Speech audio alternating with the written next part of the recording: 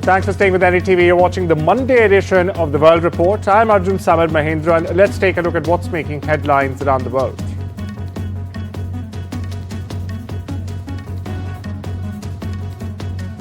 External Affairs Minister S. Jaishankar is embarking on a 6-day visit of the Netherlands, Denmark and Germany beginning on Monday, during which he is also expected to highlight Pakistan's relentless support for cross-border terrorism.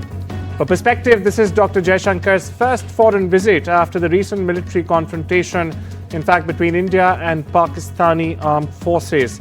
The Ministry of External Affairs has said Dr. Jaishankar will meet the leaders of the three countries and also hold discussions with his counterparts on the entire gamut of bilateral relations, regional and global matters of mutual interest.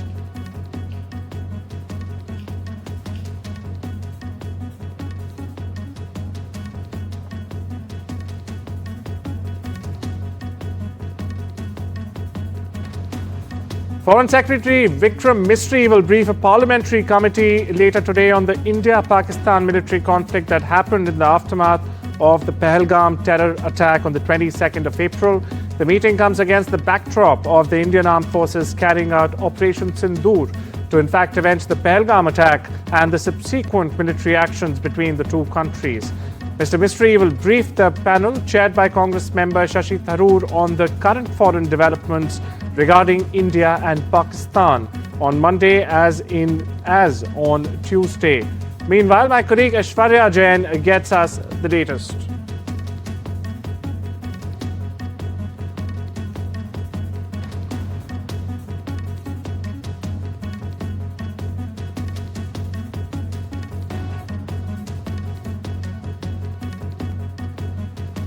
Moving on, Pakistan's Deputy Prime Minister and Foreign Minister Ishaq Dar will travel to China on Monday, where he is expected to in fact hold bilateral talks with Chinese Foreign Minister Wang Yi. Afghanistan's acting Foreign Minister Amir Khan Muttaqi will also arrive in China on the 20th of May to in fact attend the trilateral meeting as reported by Pakistan's Geo News. Now viewers, it would be Dar's first foreign trip after India and Pakistan reached an understanding on the 10th of May to end a conflict that saw 4 days of intense cross-border drone and missile strikes.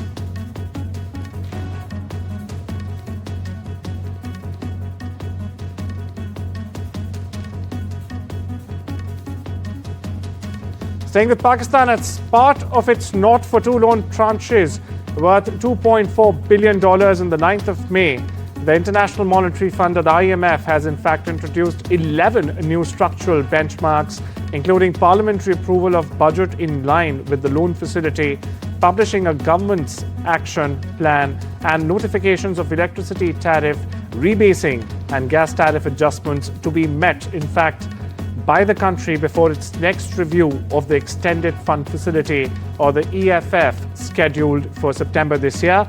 The IMF, for perspective, is financing a $7 billion aid package to Islamabad that was approved in September 2024. The ongoing 37-month-long EFF program of the IMF consists of 6 reviews over the span of the bailout.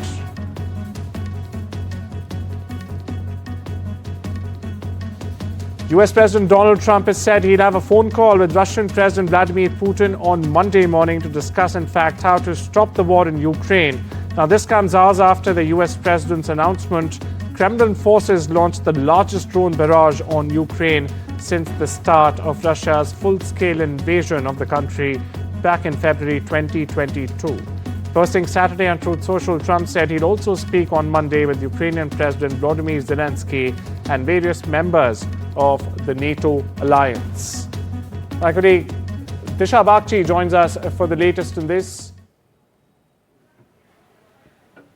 Disha, after the lull in Istanbul talks, we've seen a low-level designation. In fact, the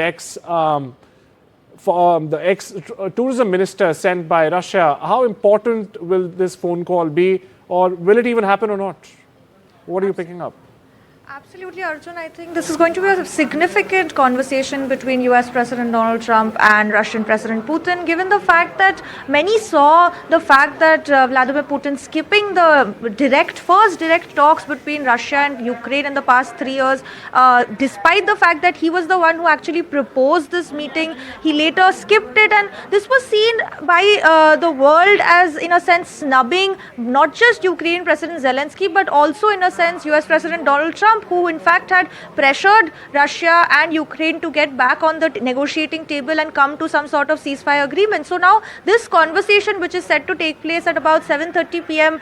Indian time, is going to be crucial, because even in the Truth Social post that US President Donald Trump posted, he said that he expects this to be a productive meeting. He expects it that some sort of ceasefire agreement is reached soon. Remember that US President Donald Trump had in fact vowed to reach a ceasefire in this war within 24 hours, and now it's been over 100 days and he's yet to deliver on this promise. So he is also facing certain pressures from his domestic audience, and in fact really upping the pressure on the Kremlin. And it's going to be interesting to see how this conversation really goes, and because this could be an inflection point in this war, because if it doesn't go well, it could mean that Russia could face increased US sanctions. If it does go well and US President Donald Trump and Vladimir Putin do in fact agree to come to the table along with the Ukrainian president, we could see some sort of truce deal being agreed in the near future. Well, as you right pointed out, Disha, all eyes on that probable Trump-Putin phone call. Now moving on, but staying with the Russia-Ukraine conflict, Russia and Ukraine on Sunday have claimed in separate statements, of course, that their armed forces downed dozens of each other's drones in the past day amid the continuing exchanges of fire between the two countries.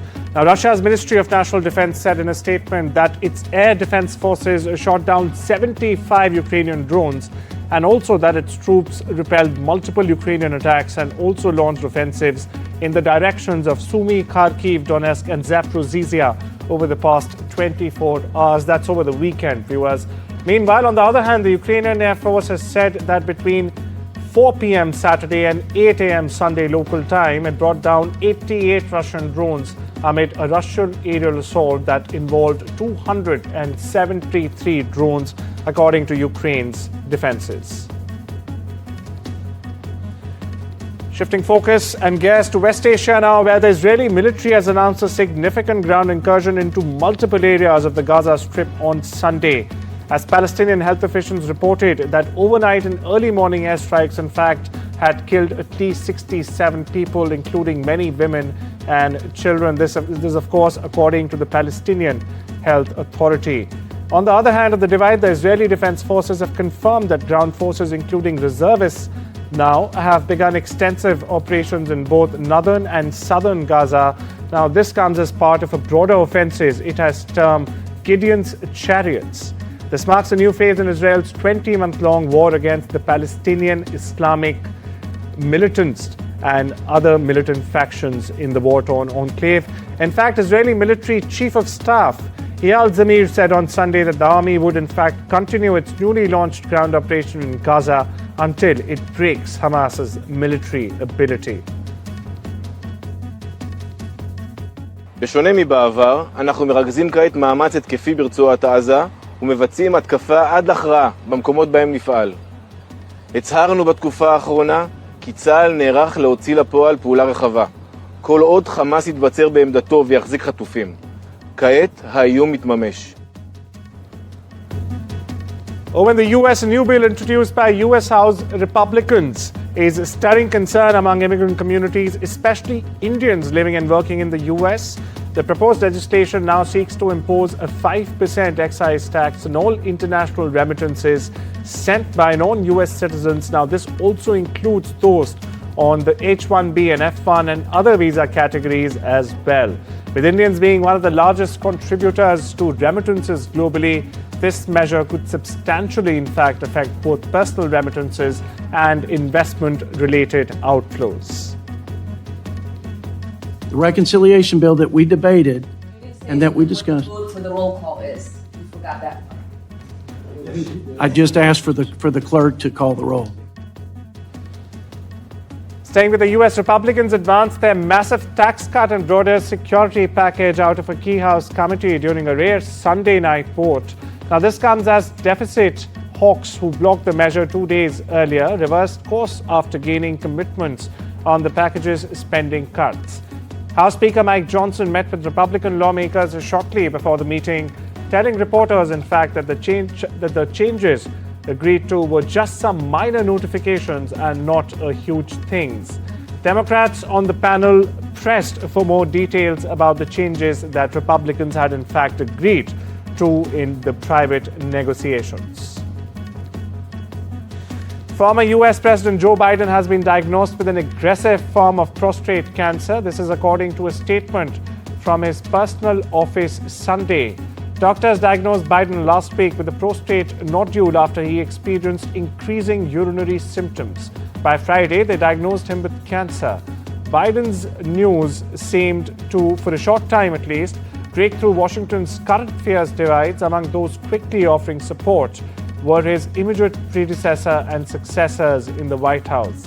Melania and I are saddened to hear about Biden's recent medical diagnosis, said President Trump on Truth Social, his social media platform. And meanwhile, the diagnosis revelation comes as Democrats were publicly grappling with new questions about Biden's mental acuity throughout the last 2 years of his presidency. Former President Joe Biden was diagnosed Friday with prostate cancer. It's an aggressive form of cancer that has spread to his bones. His office made the announcement on Sunday. Now, prostate cancer is measured on something known as a Gleason scale. That looks on a scale of 1 to 10 at how a cancerous cell compares to a normal cell. Biden registered at a 9. Still, his office says that the cancer is likely hormone sensitive and can be treated. Statements for recovery came from President Donald Trump and Kamala Harris, who was Biden's vice president and succeeded him as the Democratic nominee in the 2024 election. Now, Biden, while he was president, made treating cancer one of his priorities. In 2022, he created the Cancer Moonshot. His goal was to have cancer deaths in 25 years. What inspired him to create this project was his own loss. In 2015, his son, Beau, died from brain cancer.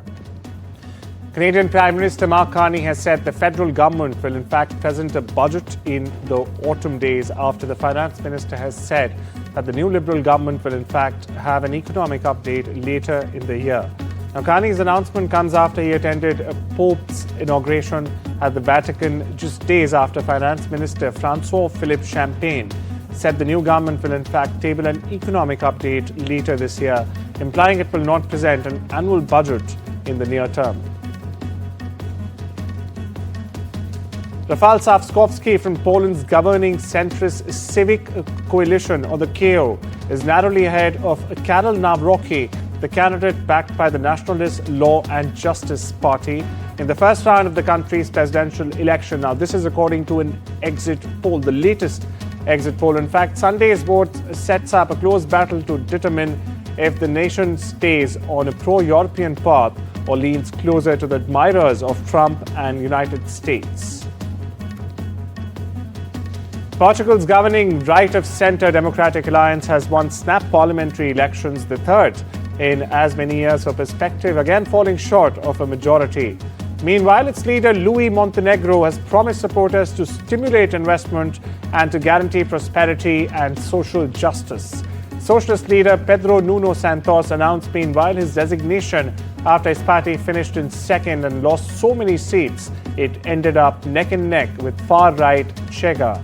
A relatively newcomer, the socialists continue meanwhile even slip behind Chega if results from voters abroad, which take a few days to seep in, mirror those in last year's election when 2 out of the 4 seats went to Chega and 1 to the socialists. Here's more.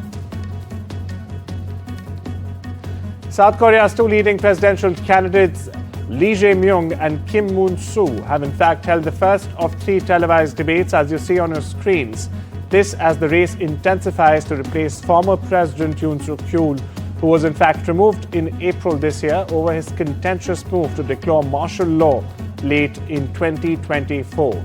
Now, Yoon's ouster has smoked political turmoil in the nation, and a snap election is in fact set for the 3rd of June.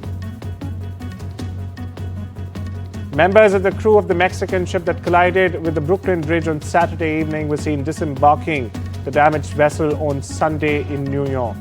The 300-foot or 19-meter vessel crashed into Brooklyn Bridge while it was maneuvering in turbulent waters. The tide had just turned and a fast current was headed up the East River at 10 meters per hour when the wind set in. The U.S. Food and Drug Administration approved the first blood test to help diagnose Alzheimer's disease. It's a move that could make it easier, in fact, to detect the condition early in some people. Now, the test developed by a Japanese biotech company, in fact, looks for proteins in the blood that can indicate the presence of amyloid plaques in the brain. It's a key hallmark of Alzheimer's disease. The blood test can't, however, definitively diagnose the disease, for which there is also no cure.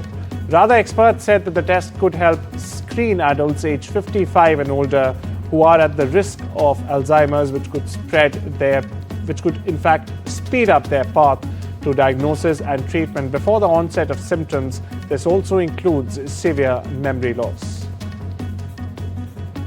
Pope Leo has called for unity at his inaugural Mass at the Vatican, attended by thousands of faithful and world leaders, including Ukraine's Volodymyr Zelenskyy. During the address on Sunday, he criticized economic systems which had exploited Earth's resources and marginalized the poor. Moreover, he also said he would seek to govern without ever yielding the temptation to be an autocrat. The Pope further noted efforts to end the war in Ukraine in a prayer after the service, and also held a meeting with Zelenskyy, as you see on your television screens right now. And also do note that the pontiff had called for an end to the war in his first days in office. As time is limited to a short break, I'll see you after this.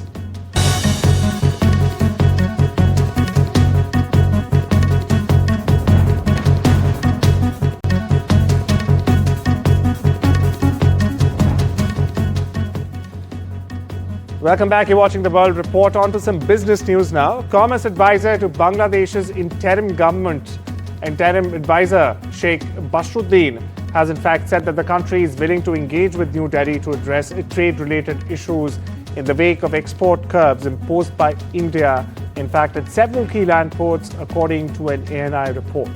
Now, India has banned the import of several goods from Bangladesh by road, including garments, snacks, drinks, and even plastic items. Viewers, now this follows Bangladesh's earlier curbs on Indian yarn imports and India's cancellation of a transshipment facility, leading to a tit-for-tat trade restrictions between the two countries. Moody's has become the latest major credit rating agency to downgrade the United States, citing ballooning government debt that could in fact grow further if Republicans pass a package to extend President Donald Trump's 2017 tax cuts. The White House, meanwhile, sought to downplay Moody's assessment, with Treasury Secretary Scott Bessent on Sunday describing the rating as a lagging indicator of the country's economic health. The GOP's proposed budget package, which could also add trillions to the federal deficit, according to estimates again, suffered a blow Friday as party hardliners stopped the bill from moving forward, arguing it would add too much to the debt. Another push for advance, the package was expected later on Sunday, which, in fact, viewers, it was passed by the committee. Asian shares slipped Monday on mixed China data and US debt worries. China's retail sales missed targets while output edged higher. Moody's US has downgraded, and tariff talks hit Wall Street futures. Meanwhile, Treasury yields also rose as the dollar fell. Gold jumped over 1%, and as a weaker dollar and renewed US tariff threats boost safe haven demand. Economic data signals possible rate cuts, supporting gold's appeal amid ongoing trade tensions and market uncertainty. OpenAI's new AI tool, Codex, can now write, fix, and test code. That's correct. It works as a virtual co-worker inside ChatGPT for pro users. Developers can customize it via GitHub files, but OpenAI warns human review is still needed. In the world of sports, the recent hostilities between India and Pakistan on the border areas are set to have a long and lasting impact on the cricketing relations, in fact, between the two countries. While New Delhi and Islamabad were already against playing bilateral cricket, the worsened political relations between the two nations have jeopardized multi-team events between the two teams as well. With the Pakistan minister heading the Asian Cricket Council, the body governing cricket affairs in the continent, the Board of Cricket Control for India, or the BCCI, is in fact planning to pull out of this year's Asia Cup altogether in a bid to further isolate the neighbouring pariah Pakistan. Meanwhile, my colleague Rika joins us for the latest. Rika, there's a lot of aspersions going on around this story. If you could break all of these for our viewers. Well, you see, India doesn't want to play Pakistan in any of the bilateral or multilateral meets. This has been the stance for a very long time, and following the Pahalgam attack, things have been formed out. As regards the Asian Cricket Council issue, we have learned from BCCI sources that they have already communicated to the Asian Cricket Council that BCCI doesn't want to send its team, which is the Indian cricket team, to play in the tournament, though the schedule, the fixture isn't out yet, but a window was there in September, and now it seems that in all likelihood the tournament itself will get scrapped if India doesn't appear, and that would mean about $170 million dent to Sony that signed an 8-year deal for Asia Cup with the Asian Cricket Council. A fair bit of that share was to go to India, Pakistan, and the Asian countries, as well as the associate countries. They will not be getting that money, and with India pulling out, even Pakistan will take a big financial hit. So thank you so much for breaking that down for our viewers, Rika. And with that, it's a wrap on this Monday edition of the World Report. Take care and have a wonderful day.